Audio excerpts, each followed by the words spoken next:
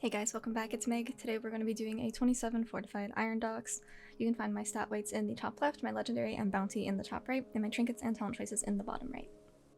I'm going to say, starting out here, I really wish that this dungeon had a longer timer. I think that the timer on this dungeon is insanely tight, and you have to do such weird, cheesy stuff to even get within like a minute of the timer.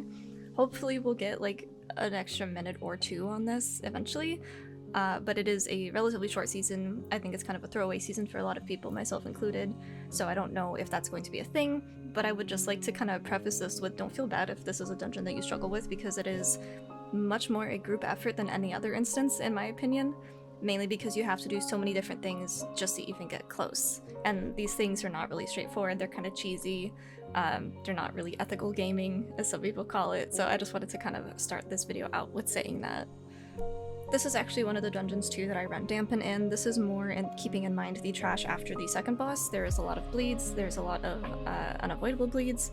In here there is the incendiary slugs, which you can diffuse off for damage, and it does diffuse all the stacks, but I felt that having that defensive for the second half of the instance was much more important than this first half. There's a lot of things going on here. As you can see up to my right, we have both of our warlocks standing on top of the boxes. This makes it so that the charges do not charge them. If I step out of melee, or if our hunter steps out of melee, we will get charged with the bleed, but it makes it a lot easier to manage when we are both in melee and both of the ranged are far away in a place that they cannot actually be hit by that bleed. That is one of the most dangerous things in this pack, so we are doing something kind of cheesy. You can call it using, creative game mechanics, whatever you want to call it. But we did do that to avoid the high bleed damage. It is also inspiring this week. It is also grievous this week, so things are going to be a little bit more scary than usual. That Blade Storm unfortunately doesn't have a cast on it, and you just kind of have to guess when it goes off or react quickly. But generally, this pack is one of the harder portions of this dungeon, and then we're going to go ahead and skip on through.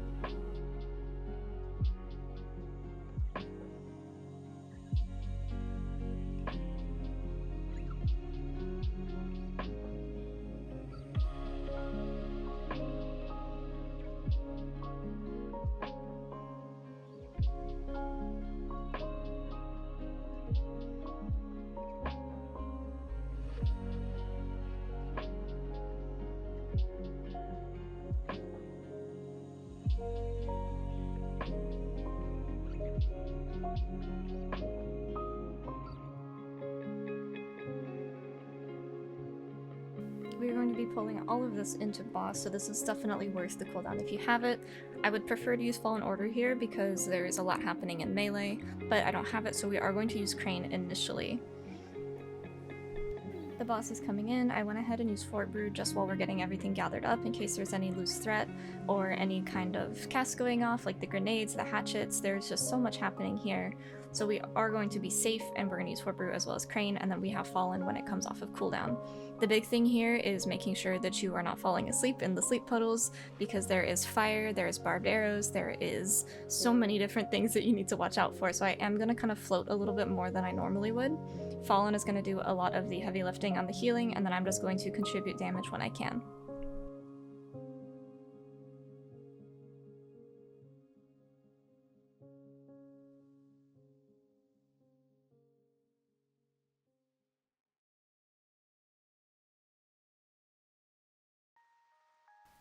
Right now I don't have any form of cheat death for my tank. Cocoon is used, Tuft is used, he has used his trinket from Raid, which was, I believe, Fate Scribe is the cheat death trinket, and then he also has Purg used, so we're a little bit unsafe feeling here.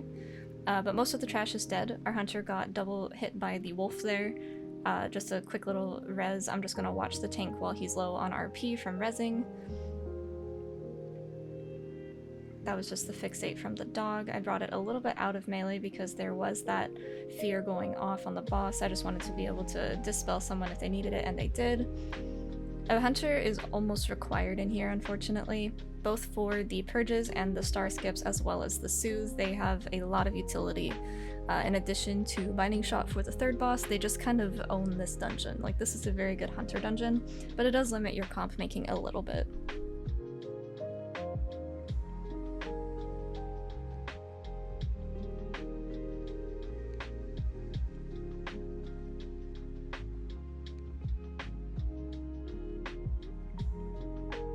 Once the dog is dead, it is pretty much easy going from here. All you have to do is watch out for the burning arrows and watch out for the barbed arrows. Those, I'm still not completely understanding of how those work. I was told that they worked similar to the last boss of Mists, where they would kind of follow you. You can see those 3 that went behind me there, but the way that I tried to dodge it the first time, it didn't work. That time it did work, so I'm not quite sure with how they are. They might just be inconsistent, or I might have just got lucky. But that is something that I have a weak aura for, generally just because if you get hit by 2 of them, you're going to die. They do about 60k damage on even a 25 fortified. I'm not sure how much they do on the 27, but it is enough that you definitely want to go out of your way to avoid it and making sure that you're not hitting anyone else with them either.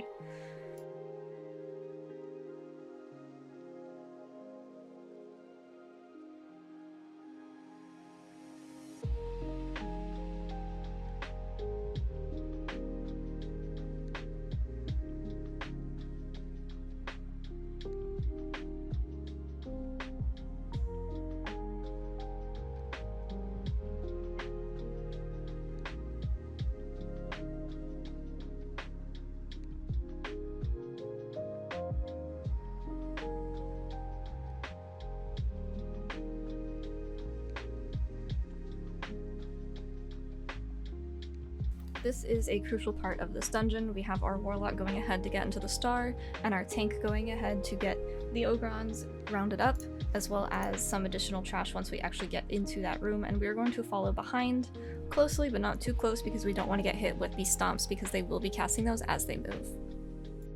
I do try to get Cocoon and Tuft onto my tank for both of these. It's a lot of damage going out, but the problem is they're probably going to be out of range, so I went ahead and used both Cocoon and Tuft there because this is one of the hardest pulls for this section, mainly because it is 3 ogrons and then quite a bit of trash.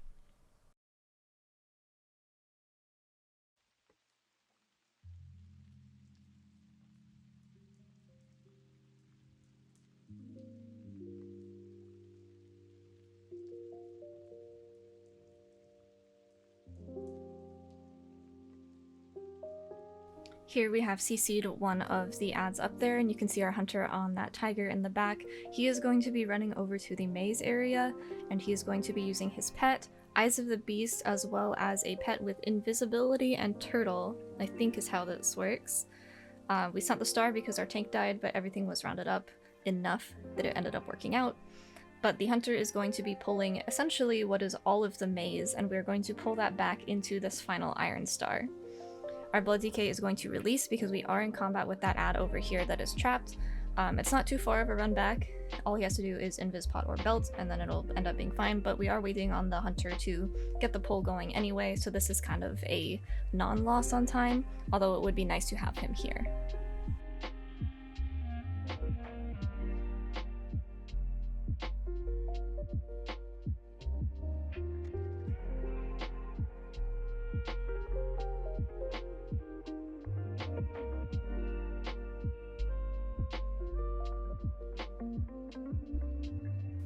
Yes, you can see our hunter standing over there. He's got his turtle out. He is using his Eyes of the Beast to control the pet and send him to the very, very end of the maze. And he's going to be grabbing everything and pulling it back so that we can pull it all back into the star.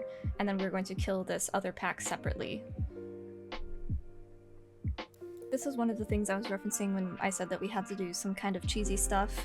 This, in my opinion, should not be necessary to time a dungeon, especially if it's only a 27. I think that the timer could use a minute or 2 extra because of this maze.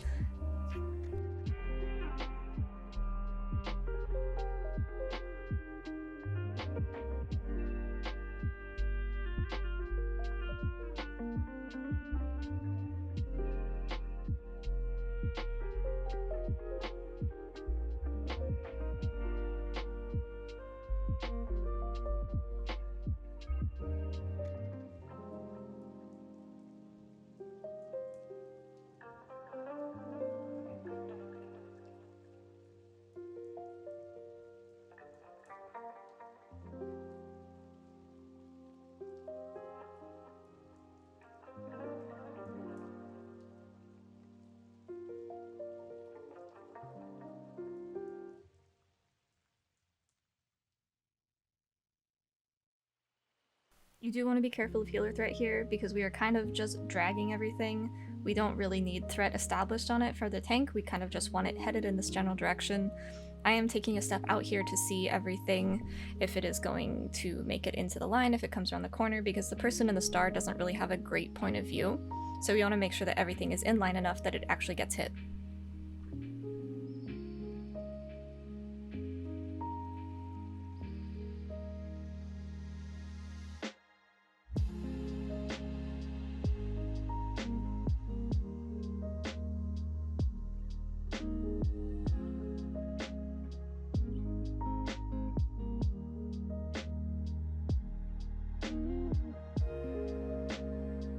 Something important to note on this pack, other than the fact that it's inspiring so there's going to be more damage than usual, you're going to have an infiltrator, and you also are going to want to not stop moving.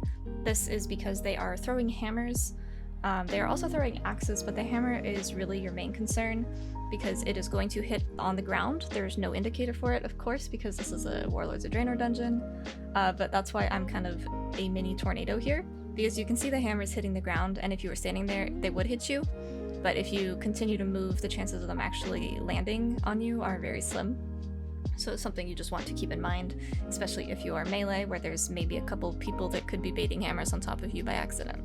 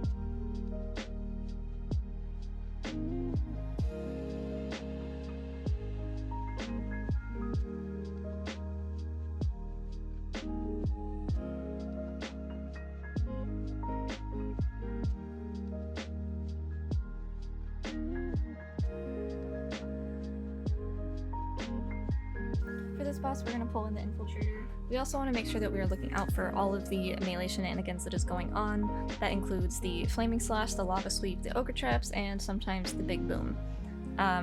There's kind of a lot happening here. Unfortunately, Tiger's Lust and Chi-Ji do not work with the traps because they are a stun. You get slowed afterwards, but even if you use Chi-Ji or Tiger's Lust afterwards, the damage and the bleed that you get after you step in a trap remains, and your movement speed isn't affected by either of our abilities. I think this is mostly due to the fact that this is such an old dungeon and they maybe didn't think about those kinds of interactions, but regardless, you want to avoid the traps at all costs, and make sure that you're stepping out for the Flaming Slash because it is not a frontal, it is more of a mini AoE. And obviously you don't want to be getting hit by the Lava Sweep. Something worth noting, if it targets a ranged, which it should because we have 2 of them, you are fine to stay in melee as long as you are close to him. We ran this with all melee the other day. I would not recommend doing that. That was a miserable experience. He would randomly target a melee, he would lava sweep, and it would hit everyone because it was considered a closer target or something. It wasn't behaving the way it normally does when you have range, so that is something to keep in mind if you do this with all melee. You all want to step out for the lava sweep, otherwise you're all going to get cleaved down because it is almost impossible to react to. The bosses are almost dead, so we went ahead and pulled in the Wrangler and the Clefthoof. They're kind of a bad pack because it's just 2 of them and they patrol, so we pulled it into the boss to be efficient. On the big guy, we still have quite a bit of health left on him, so it is worth our time to be cleaving off of him onto the other adds and then pull the rest of the adds, if there's anything left on their health bar, into the next group.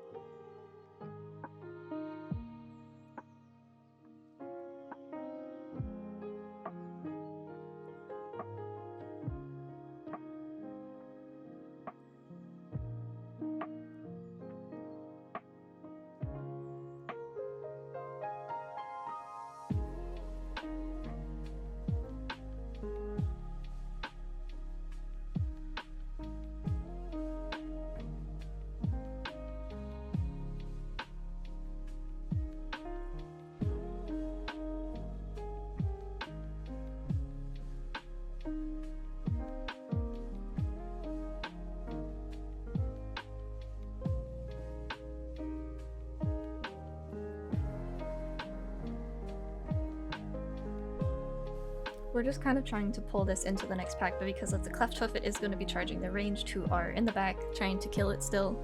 So he will meet up with us eventually, but it's something to look out for. I was trying to drink and my tank walked in. Unfortunately, he got charged by the Cleft Hoof because he was the only one in combat and he got knocked out of range of his Death Strike. So we are just going to run right on back. We're going to kite everything back to him. And we're going to recover the rest of this pull.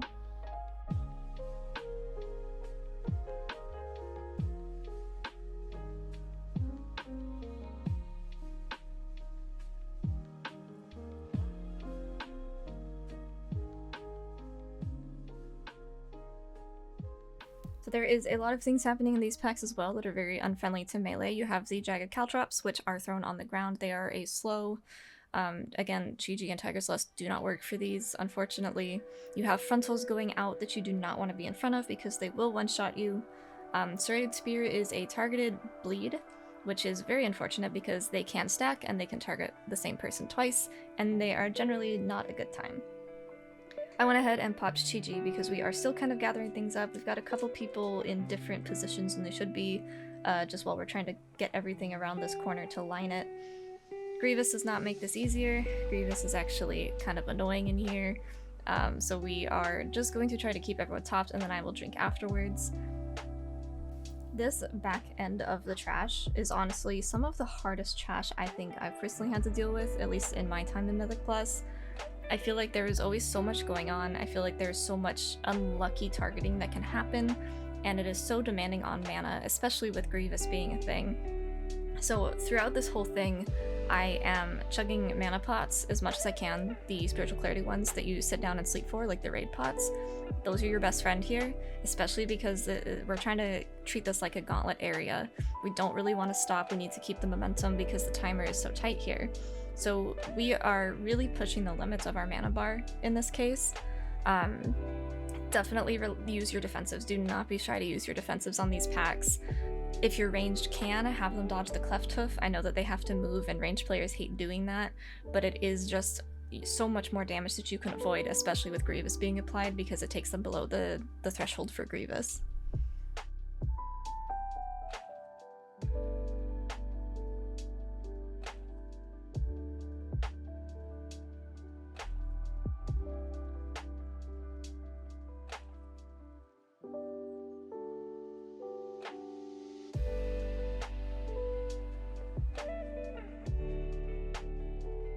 For all of these pulls, I'm not gonna lie, I was extremely uncomfortable going in with the cooldowns and the mana that I had.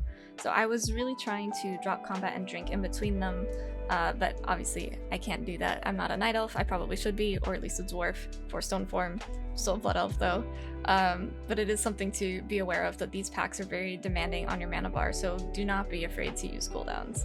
That is the biggest thing, especially your defensives. This is why I opted for Dampen instead of Diffuse, because if I get these bleeds, Dampen isn't going to take care of all of it, obviously, but it's going to do more than Diffuse would, because Diffuse would be completely useless here unless you wanted to stand in the fire, which you're not going to do anyway.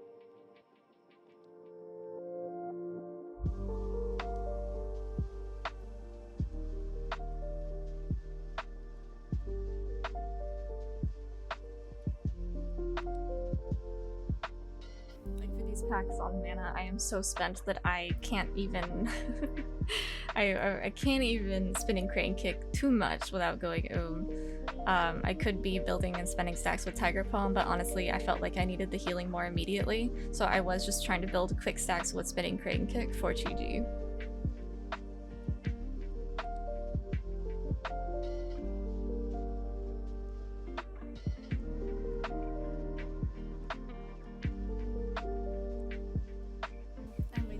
he'd get to go off here just so I don't get charged, but I went ahead and used another mana pot. The person is just gonna have to sit that sleep puddle because I am not standing up for this drink because we still have trash and then another boss, and we've only got about 10 minutes left, so we are going to be picking mana over DPS uptime for the end of this trash bag.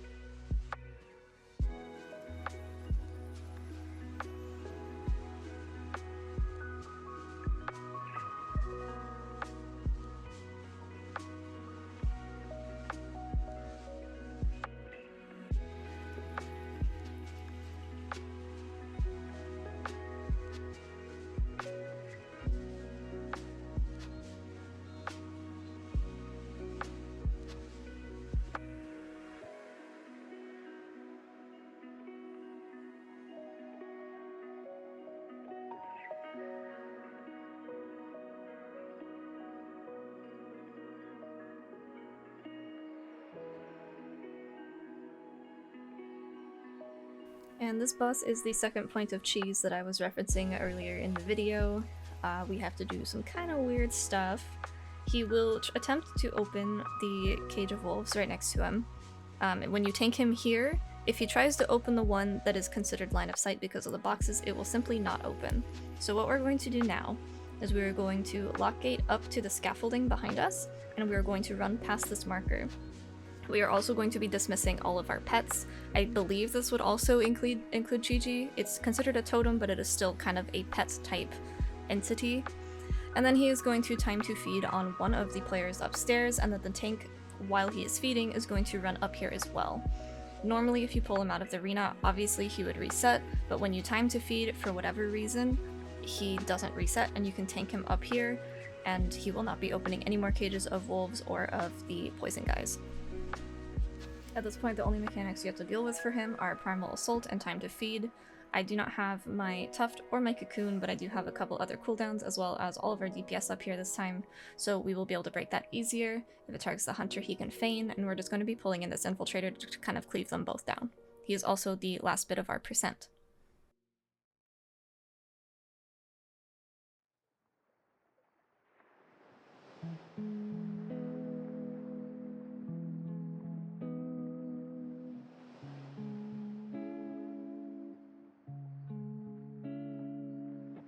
Once again, I don't really like doing stuff like this.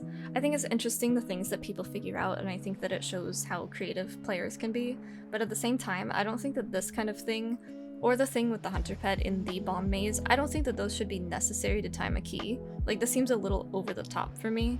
So I'm hoping that, again, I'm hoping we get a minute or two extra on the timer, but I know that they are not putting a whole lot of dev time into this, which is fine, and I would prefer that they put the time into Dragonflight and upcoming content that is actually going to be new and exciting and not necessarily like a break season like this one, but it does feel kind of awkward to have to do this kind of thing, especially in a key as low as 27 when there's 30s and 32s of other keys happening.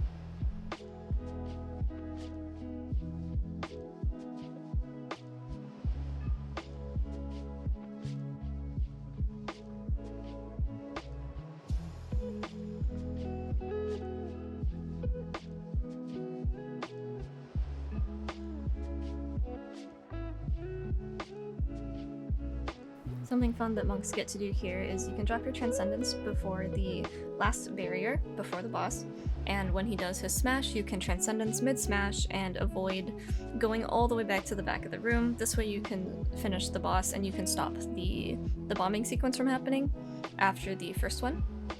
As well as for things like Quaking, even though they said they fixed it, they did not. Quaking as well as Volcanic and things like that, you can kind of avoid that whole situation.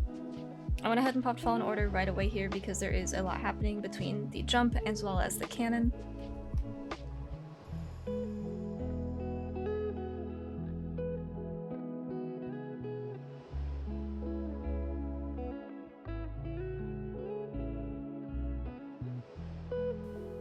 If you have a defensive at this point, you can use this because you will have the rapid fire going off as well as the cannon barrage knocking you back, as well as some of the jumping from Koromar still. So that is a very good place to use a defensive because you can get wombo comboed pretty hard there. It's always good just to replace your Transcendence. You will have it for every single smash, so you do not ever have to go all the way to the back of the room. This way you can also stop him. You can also give your tank Tiger's Lust as he starts walking towards you. That was Revival because that was quite a bit of damage going out and kind of a bad overlap.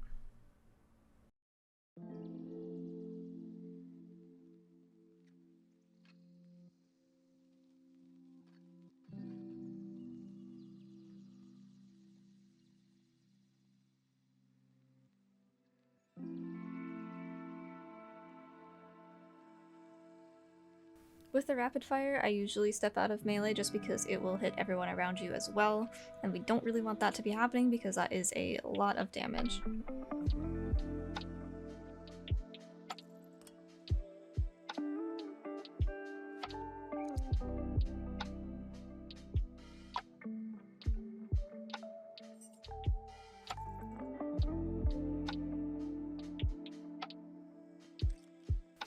Unfortunately here, our Warlock does get yoinked by the Blade Storm as it was finishing up along with the Rapid Fire. I guess the good part about that is that he ate the Rapid Fire for us, but we do go ahead and B-res him. We're gonna work on killing Skulloc and Koromar. Zagash has jumped out of the cannon, so we don't have to deal with the Rapid Fires anymore, and we're kind of just gonna spin.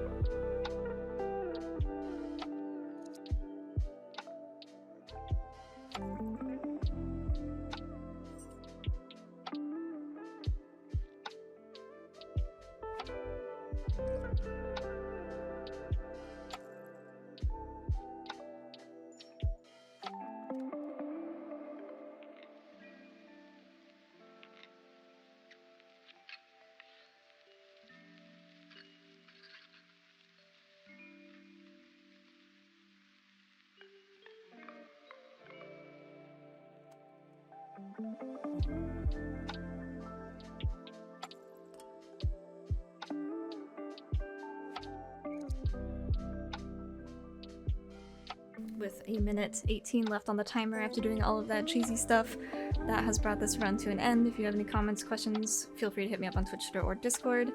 I will see you guys in the next video, and thanks for watching!